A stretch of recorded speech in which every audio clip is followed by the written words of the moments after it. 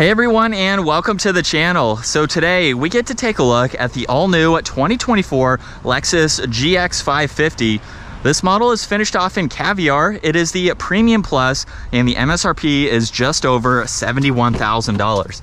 So we have a lot to go over for this brand new modern version and the retro design that this has for the all-new GX model. We'll start off underneath the hood, where this is powered by the 3.4 liter twin turbo V6. This is paired to a 10-speed automatic transmission, and it pumps out 349 horsepower, 479 pound-feet of torque. That power sent through the full-time four-wheel drive system, propelling this 5,500-pound SUV from 0 to 60 in 6.5 seconds. Top speed is 110 miles an hour. And you're also looking at a fuel economy of 15 miles per gallon in the city and 21 out on the highway. Now, as we work our way to the exterior styling, this still retains that hourglass design for the grille. Not quite as prominent as some other Lexus models, but we still have that separation, of course, with the bodywork and plenty of functional cutouts in that entire grille. Now, the Lexus badge is also the sensor for the adaptive cruise. There's a forward-facing camera, all of the parking sensors, LED lights, of course, for the headlights, DRLs, and turn signals, LED fog lights down below, and then a lot more cutouts in that lower section.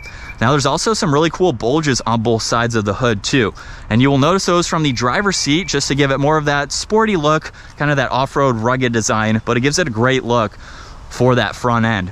Now, this Premium Plus has a set of 20-inch wheels with the two-tone design to them. There's also the body-colored fender arches with some crisp lines. This has a set of fixed running boards with the brushed trim accents. Power folding side mirrors with the turn signal and a camera. This also has a sunroof up top, and then the gloss black roof racks, as well as all the window trim being blacked out. And it has that modern retro twist to it compared to the originals, especially for the Toyota Land Cruiser and the original Lexus models too for the GX series. I think it has a great look to it. A lot of people like this overall design. Very nice lines too, a prominent one that goes above the door handles all the way to the back here. Now, this also has a body colored spoiler, integrated brake light, wiper blade in the lower section. There's LED taillights with that bar that runs right through the power lift gate. Backup camera with all these sensors, of course, and this currently has the hitch receiver that is covered up at the moment, but with that you are capable of towing around 8,000 pounds.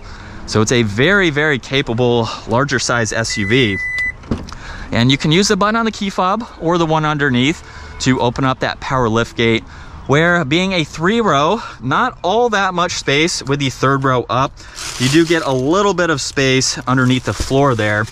But these seats are also power operated. You do have to hold on this control in order to put the seat down or back up.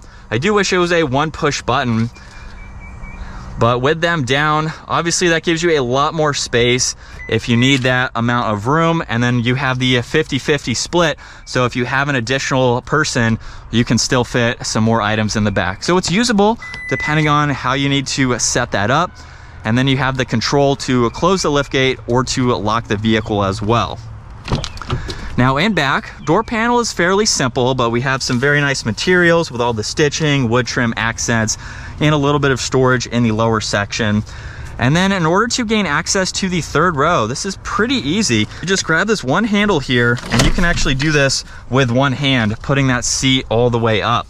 And at 5'10", I can work my way into the back, where honestly it's not all that bad. You sit very, very low, so my knees are very high, but I do have plenty of room for my feet. I can also recline the seat. I have cup holders, auxiliaries there too, and a decent amount of headroom. Very large windows too, so it doesn't feel claustrophobic. I could definitely hang out in the back and go for a ride around town. Maybe not quite on a long road trip, but it is doable even for full-size adults. And then you do have the running board and that grab handle in all four corners to make it easy to enter the back here. Now, we have storage pockets. We also have heated seats, all of your climate adjustments, and some auxiliaries. And then you can recline these too. So this is all the way up, this is all the way back, just to give you a little bit more comfort. We have the armrest and 2 cup holders. So very nice. It is comfortable for your second row.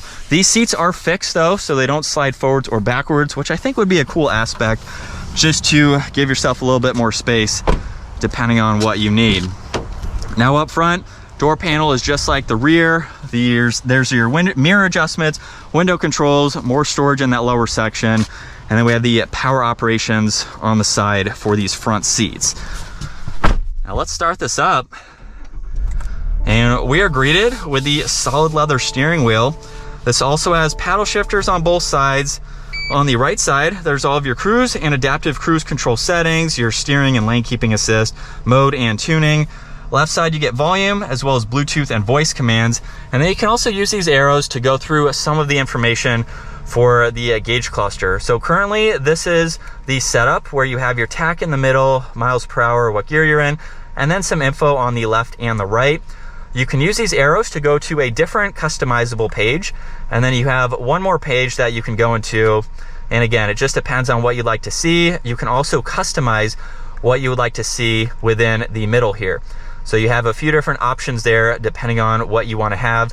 And you can also do that on the left side there as well, going through all of this additional information. And then if you go over to the right side, you can do that as well. So you have a lot that you can pull up just depending on what you're doing. So if you're going off-road and you want to have some of your off-road pages, you can have those shown. If you want just normal daily driving with fuel economy, you can also do that too. So it is pretty customizable with 3 different shortcuts there. There's also the head-up display, which shows your miles per hour, speed limit, as well as your distance pacing. Now on this left side, there's the liftgate release, as well as a power outlet that's in the bed. You have your parking sensors, which you can turn on and off for your parking support brake. You also have your memory seating controls and odometer and some dimmer switches. There's air vents too. And then for the infotainment system, you have your navigation.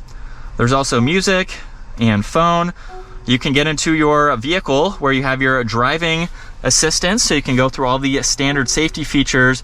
You can even get into your off-road page. So you can monitor all of this information, see how much you are putting on your brakes, as well as your accelerator and a few other vitals there. And then there's also various settings you can go through to set this up the way that you would like to. Now, still within this screen, the heated and ventilated seat adjustments, heated steering wheel, you do have your climates, so you can get into that. And if you push on these 6 squares, you can also pull up some of this information. So you can go through all of this and view it as needed. Now you have your fan speed underneath that, along with auto. And when you do have this on, these are your temperature dials for driver and passenger. Now there's power and volume right in the middle, along with your front defroster, rear and side mirrors. There's 2 air vents. You also get some auxiliaries, along with a 12 volt that is hidden away. And then you have a mode select for your different driving modes. So there's sport, there's also normal, and then there's eco as well.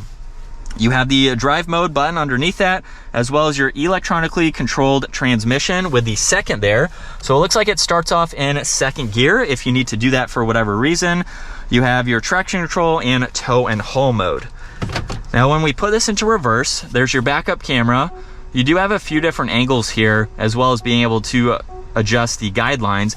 Now in order to pull up the forward facing camera, I do believe you have to be in 4 low. There's no actually shortcut control for the forward facing camera, which would be nice to see. But you also have the shifter, so you can shift with this or with the paddle shifter. So if you're off-road or towing, you can hold a gear. There's your e-brake, auto hold, center locking differential, as well as your 4 low. And then you have 2 cup holders, which you can hide away. Wireless charging behind that. You have a little bit of storage in the center armrest, as well as in the glove box. And there's even a small storage bin just above that for additional items. Now there's a rear view mirror with the garage door buttons. You have all of your dome lights, as well as the controls for that sunroof. Sunshade is manual adjusting, and then you can use those for the sunroof, of course. And here's a look at visibility from the driver's seat. With how boxy this is and the large windows, it is very easy to see over both shoulders. And from second gear, here we go. Sounds pretty good too, but that was a nice mild acceleration up to speed. Twin turbo V6 has a good exhaust note to it, but at the same time too, this is a luxury SUV, so it's not something to be crazy loud, but you can hear it under a mild acceleration there. But this is what it's like to be behind the wheel now for the all-new GX550. Hopefully you can tell from this angle just how steep that windshield is, as well as how thin these pillars are here. So it's very easy to see forwards, at least. You can even see in between the pillar and that side mirror there. And then just as I've shown earlier with the different angles, with the amount of glass that this has, it's definitely easy to see over, minus the headrests when they're up in the back. But this has been driving so smooth. I have a few miles on it, and honestly, I don't have any complaints. There's a coyote, wow. I don't have any complaints with this. It feels very smooth. It's what you'd expect for this luxury vehicle. Seats are in a good spot too. You can definitely get nice and comfortable.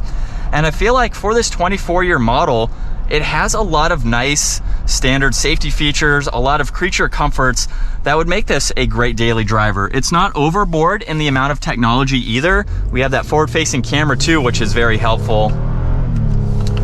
But it's a nice modern update without a million different things to go through. So tech-wise, I think it's spot on with not having too much and not having not enough, of course. Now, I will also be making a buyer's guide for the GX550. So if you'd like to see more history about this entire vehicle from its first generation and introduction all the way to the third gen that we are in right now, take a look at that separate video if you want to learn more about this vehicle in general.